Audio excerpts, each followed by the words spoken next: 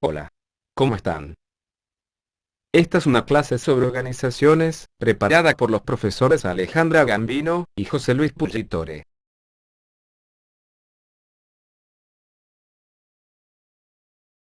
Esta clase tiene dos objetivos. Uno, realizar una introducción a la materia IOPA, caracterizando las organizaciones y acercando una primera aproximación a lo que es el campo disciplinar conocido como administración. 2. Comentar el artículo acerca del concepto de organización, revisitando la obra de algunos autores clásicos, escrito por la profesora Gambino y por el profesor Pugitore, pronto a ser publicado en su versión corta, en el próximo número de la revista Céfiro de la Universidad Nacional de Moreno. Nuestras recomendaciones. Luego de visualizada y comprendida la presente clase, recomendamos la lectura del artículo de Gambino y Pungitore. Estimamos que su lectura les resultará mucho más clara y accesible que si no hubiesen visto el video de la clase. Prueben, hagan un pequeño esfuerzo, comenten entre ustedes con quienes puedan tener contacto virtual, a través de mensajes y mails, por ejemplo. Por nuestra parte, nosotros armaremos grupos de 5 a 10 personas para que comiencen a trabajar en conjunto. Ustedes seguramente no se conocen, pero los tiempos de crisis también sirven para ser aprovechados, estableciendo buenas relaciones entre compañeros de estudio. Aquí va la clase. Caracterizando las organizaciones. Conceptos claves. Personas.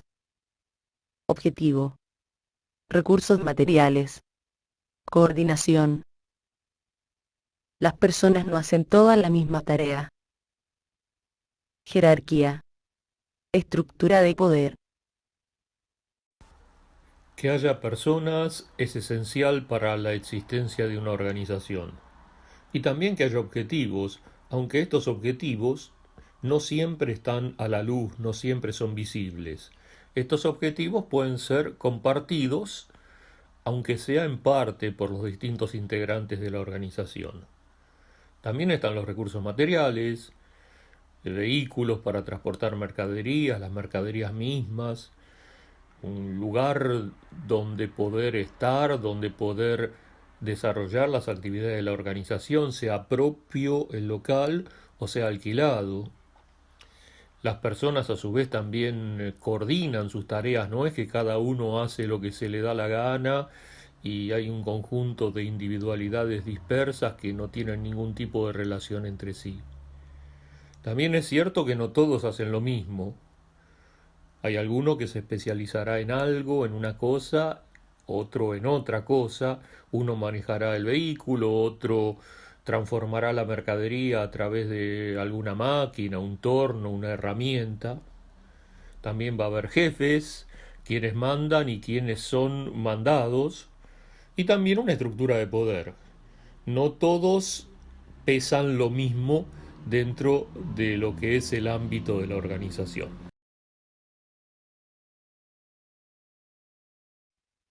Una característica adicional de las organizaciones es que sus miembros son reemplazables. Pensemos en una empresa, en un organismo público, en la biblioteca del club de barrio. Sus miembros ingresan, perduran y en algún momento se alejan de la organización y son reemplazados, o no, por otros. Por eso decimos que la familia no es una organización, pues sus miembros no son reemplazables.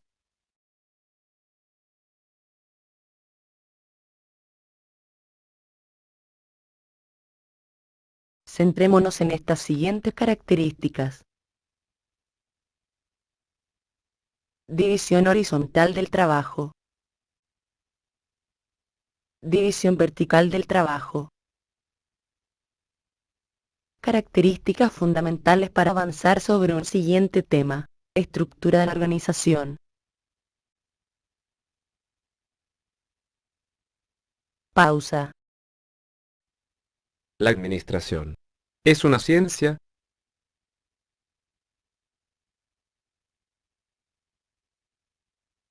Podemos decir que es una disciplina, con un marcado rigor metodológico en su estudio y práctica, aunque no en todos los casos.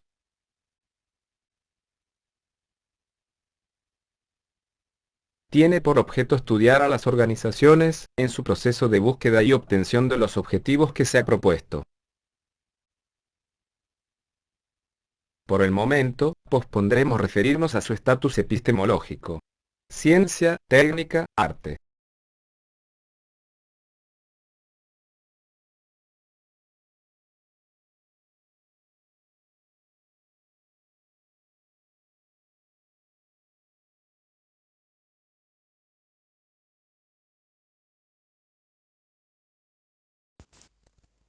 Dicho de otro modo, esta definición implica que una organización es un conjunto de personas que tienen a cargo una o más funciones o tareas y que no las realizan de cualquier forma, siguiendo enteramente su propia voluntad y decisión, sino bajo un cierto orden formal, es decir, un conjunto de normas, pautas, acuerdos sobre qué trabajo o tarea debe hacerse, con quién y de qué forma, como así también lo que no se debe hacer, entre otros aspectos.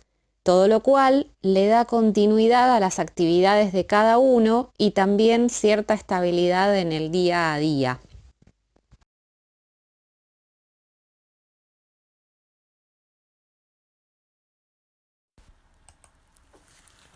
Estructura. El concepto de estructura es bien amplio y se refiere a la forma en que se articulan o coordinan los esfuerzos de las personas involucradas para que los objetivos se cumplan. Esto hace a la existencia misma de la organización, es decir, que es esencial para que sea definida como tal. Estructura implica coordinación y articulación de esfuerzo, con el propósito de que los objetivos planteados se cumplan. Al pie de la transparencia podemos apreciar la definición de estructura según uno de los autores tratados en el presente trabajo. Entonces, hablamos de la división del trabajo sobre dos ejes geométricos. Uno vertical y otro horizontal. Por ejemplo, en la organización Universidad Nacional de Moreno, la máxima autoridad está en el rectorado, del cual dependen jerárquicamente diversas secretarías, tales como académica, de administración, legal y técnica, de investigación y vinculación tecnológica, entre otras. Luego vienen 3 departamentos académicos, que son los que tienen a cargo las distintas carreras según el área temática: economía y administración, humanidades y ciencias sociales, ciencias aplicadas y tecnología. Estos 3 departamentos, que están en el mismo nivel jerárquico, articulan sus actividades con el resto de las áreas mencionadas y también con otras como recursos humanos, alumnos, biblioteca, compras, tesorería. Cuando hablamos de división de tareas, debemos distinguir entre la vertical o jerárquica y la horizontal o funcional.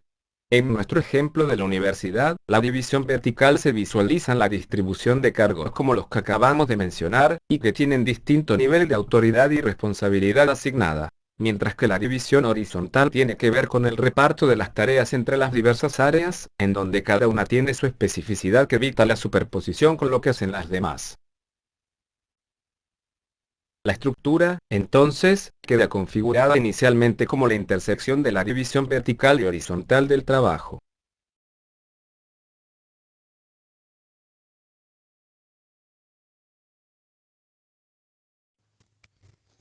Hay muchas definiciones de cultura organizacional. Aquí presentamos una propia.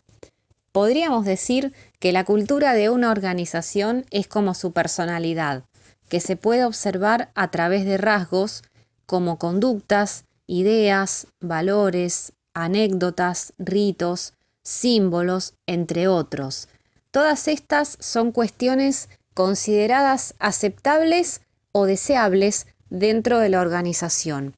Se adquieren desde que se ingresa a la misma, son construidas colectivamente y guían el accionar de sus miembros, distinguiéndolo de otras organizaciones.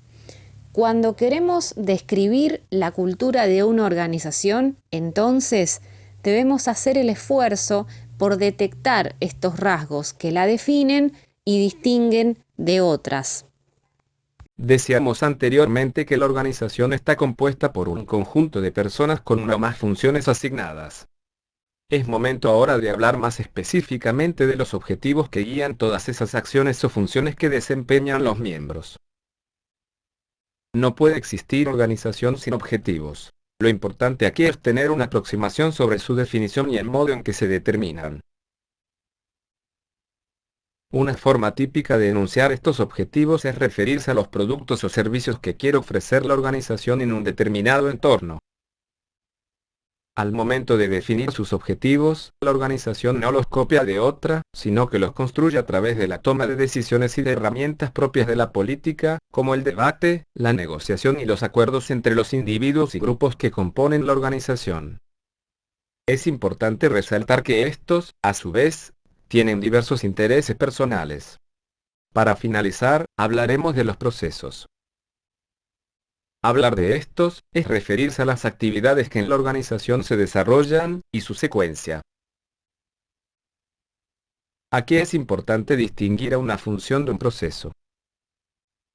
La función de compras es la encargada de conocer el mercado, seleccionar proveedores y realizar las compras en las mejores condiciones para la organización.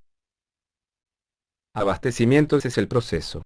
Comprende secuencialmente las funciones de detección de la necesidad de compras, gestión de stocks, inventarios, consulta a proveedores y selección de proveedores, adjudicación de la compra, recepción de la compra, control de calidad, y registración y control. El contexto es el medio ambiente en el que las organizaciones desarrollan su actividad. Veamos la definición que nos dan Góngora y Cicatelli. Podemos agregar que el contexto organizacional está compuesto por muchas variables, entre ellas económicas, político-jurídicas, demográficas, culturales, tecnológicas y hasta geográficas y climáticas y que, por tanto, está dotado de una importante cuota de incertidumbre y variabilidad.